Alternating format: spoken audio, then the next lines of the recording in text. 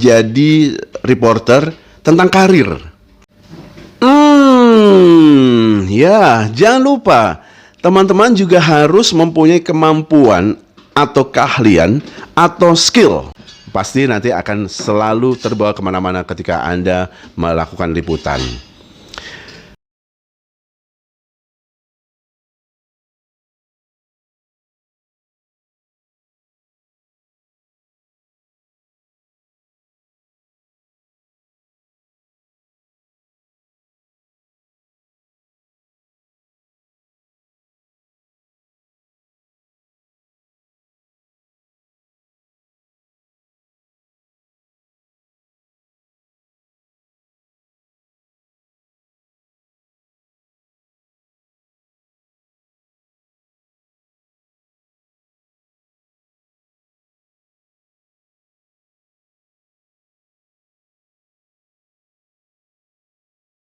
Assalamualaikum warahmatullahi wabarakatuh. Apa kabar Dyers? Ketemu di episode yang kedua untuk Intip Dia untuk edisi Jadi Reporter. Di episode yang pertama kemarin ada beberapa poin yang sudah kalian saksikan tentang bagaimana sebagai seorang reporter mau menjadi reporter yang di media apa, televisi, radio, koran, tabloid dan sebagainya, dan apa bedanya reporter, koresponden, presenter dan sebagainya. Oke, saya nggak akan cerita lebih panjang, bisa tonton lagi di episode yang pertama. Sekarang kita masuk di episode yang kedua. Baik, sekarang kita akan masuk ke pembahasan berikutnya tentang menjadi reporter tentang karir. Mungkin kalian pasti selalu ingat atau selalu berpikir kalau jadi reporter, terus jenjang-jenjang berikutnya apa? Gitu kan? Well, biasanya sih kalau menjadi reporter setiap media, bahkan di media yang sama tetapi stasiunnya berbeda, itu punya tingkatan atau jenjang karir yang berbeda-beda. Sebutlah misalnya, biasanya dimulai dengan menjadi reporter, roktil, reporter, sudah selesai. Kemudian naik menjadi korlip, koordinator liputan atau koordinator lapangan, korlap.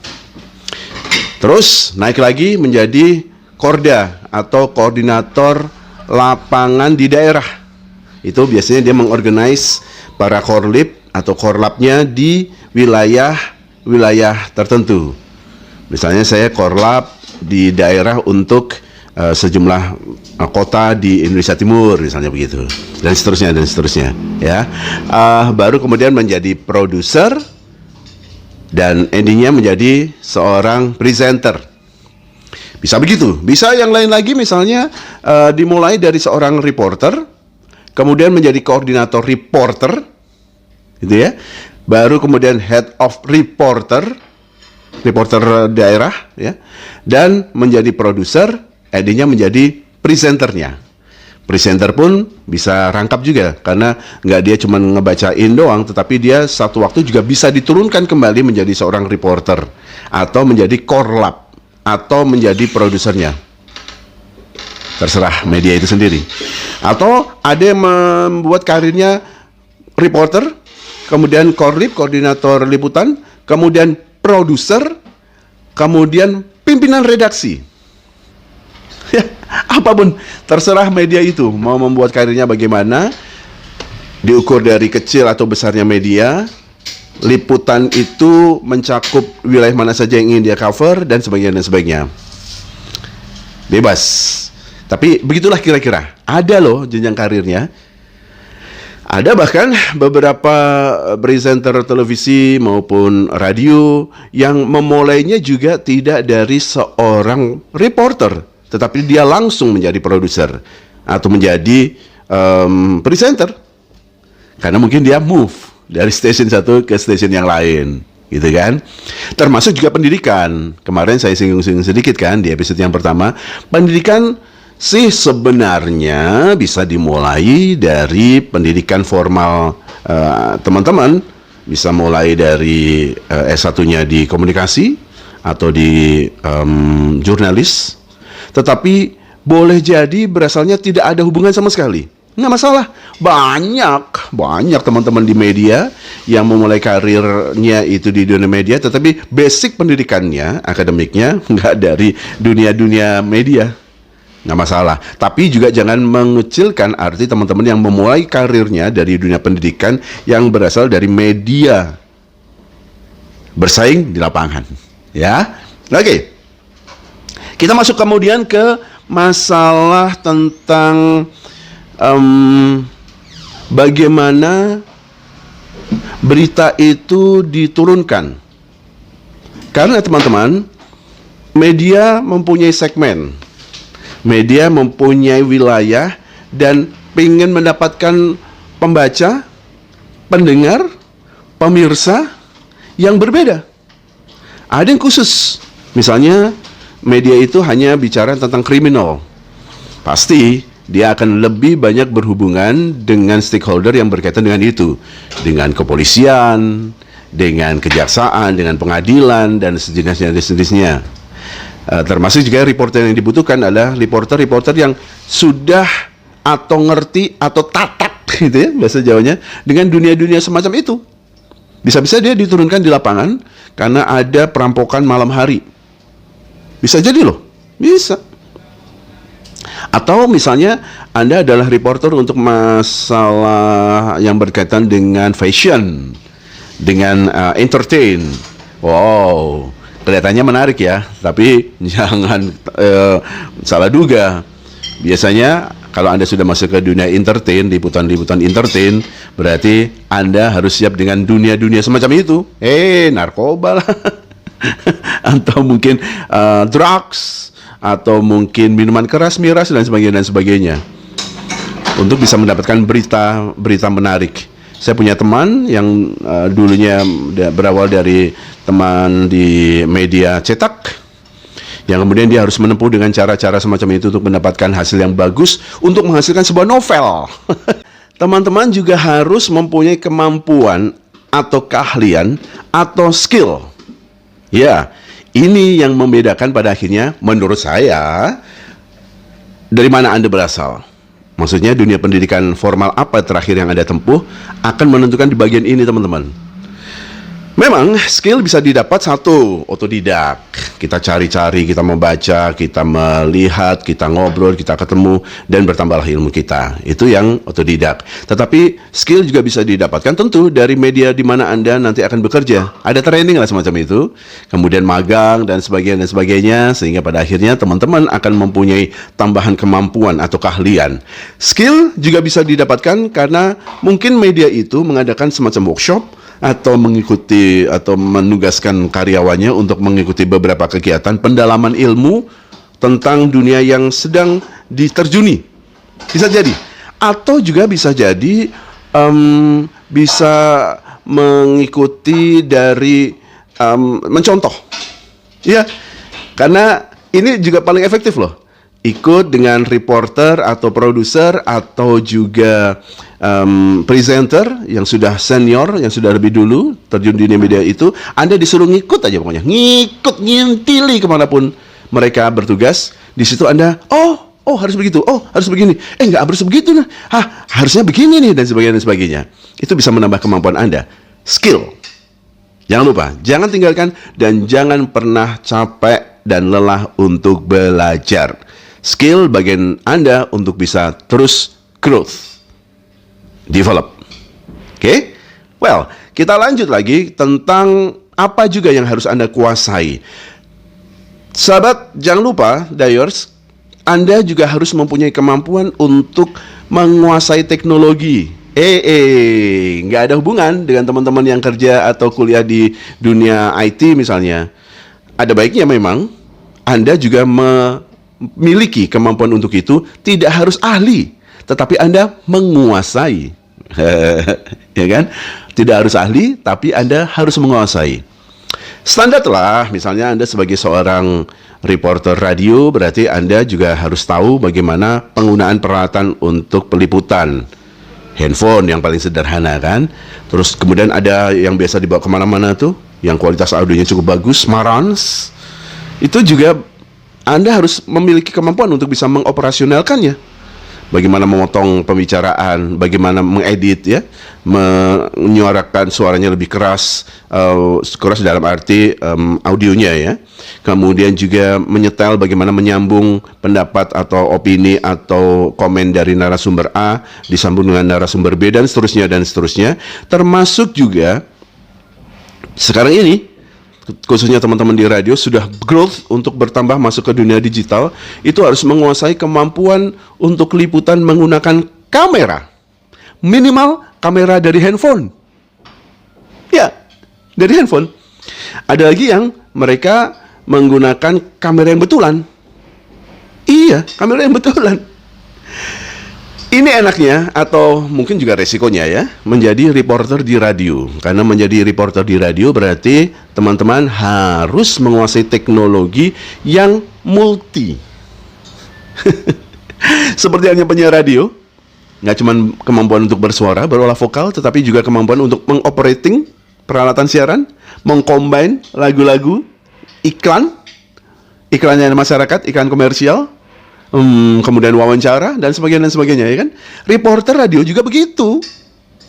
Jadi ya dia menggunakan kamera, tapi audionya juga dipasang, tetapi dia juga harus melihat angle yang menarik dari sisi mana narasumber itu akan bisa dilihat secara menarik.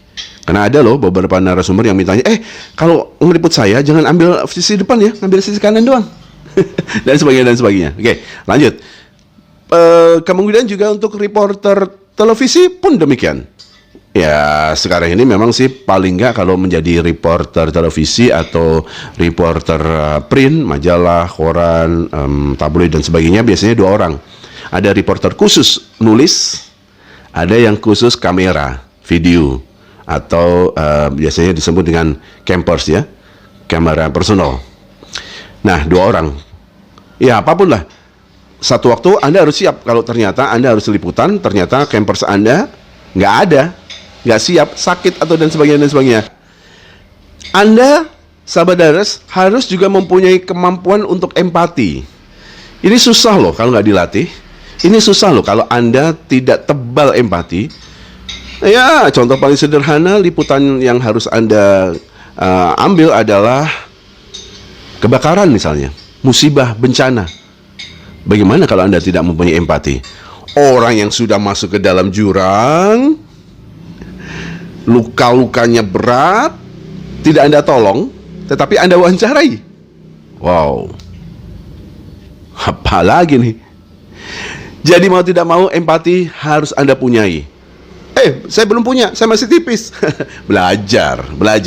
Paling tidak Anda mencontoh senior-senior Anda supaya Anda bisa mempunyai rasa empati itu secara proporsional. Itu harus dimiliki juga loh. Di samping Anda juga harus tahu tentang kode etik jurnalistik.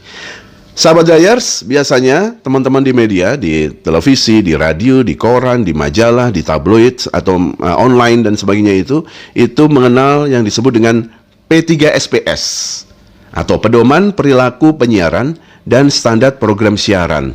Ini setiap waktu ada pembaruan, ada perbaikan, ada penyempurnaan. Nah, Anda harus update tuh P3SPS itu, karena itu nanti yang menjadi patokan, menjadi payung hukum, bahkan menjadi pedoman kitab suci teman-teman ketika Anda melakukan reporting, laporan. Dan itu selalu menjadi, kalau saya menjadi buku hitam, buku tebal, buku suci saya ketika saya melihat sebuah liputan, termasuk juga beraudiensi dengan teman-teman reporter yang sedang mengambil hasil dari sebuah liputan yang dimaksud. Kenapa kamu ngambil ini? Coba lihat di halaman sekian, pasal ini, ayat ini di P3SPS itu menerangkan A, B, C, D. Apa yang bisa kamu jawab dari liputan ini dengan patokan P3SPS itu? Siap-siap. Nggak harus hafal, tapi teman-teman sudah pernah membaca, sudah berulang kali mempraktekkan, sudah berulang kali ketemu masalahnya. Nah, pasti nanti akan selalu terbawa kemana-mana ketika Anda melakukan liputan. Ya, contoh paling sederhana misalnya kalau di televisi gambar harus diburamkan kalau itu anak-anak.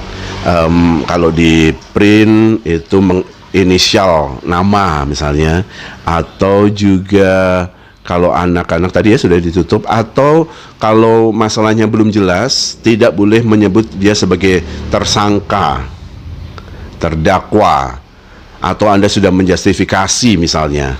Nggak boleh. Itu ada di P3SPS itu.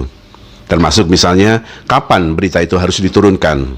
Kalau di radio misalnya tentang liputan-liputan yang berbau kekerasan, sadisme, seks, atau juga masalah yang berbenturan dengan norma dan etika, itu tidak ditempatkan di jam-jam prime.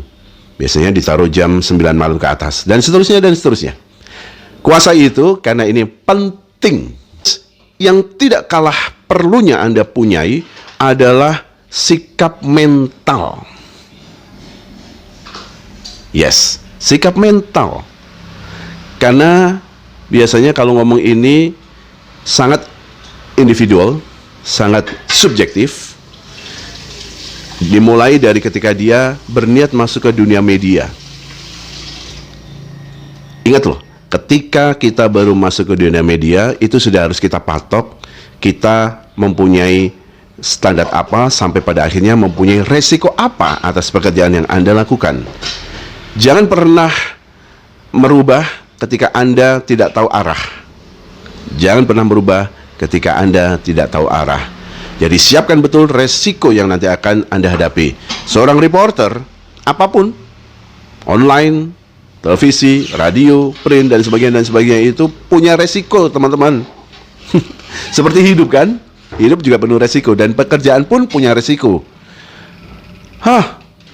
Mungkin lebih ringan menjadi seorang reporter radio daripada menjadi reporter televisi. Resikonya? Oh no, enggak juga.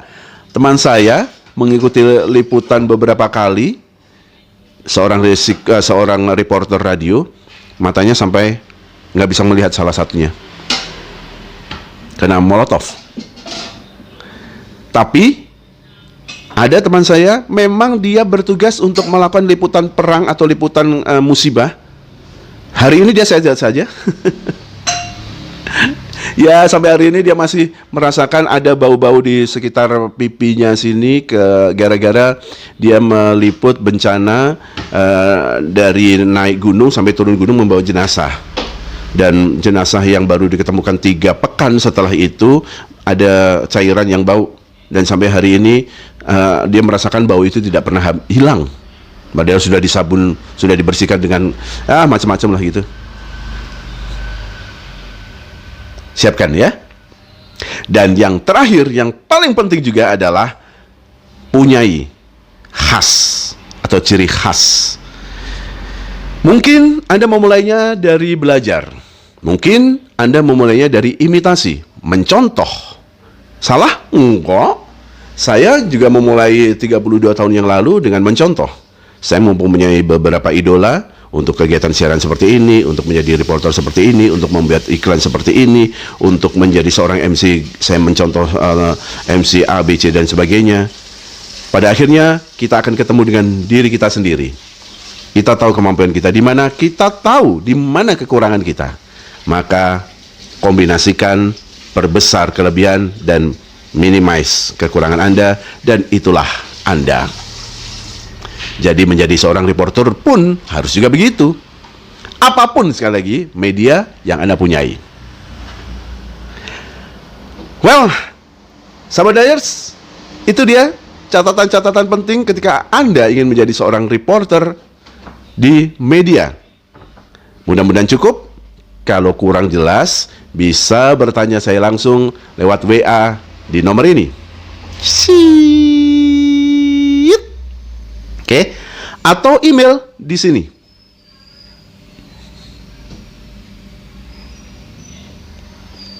Siap? Saya tunggu. Jangan lupa subscribe, like, dan juga share kalau memang ini bermanfaat buat para Dayers atau yang lainnya. Thank you. Saya Didi Adiaksa. Assalamualaikum warahmatullahi wabarakatuh.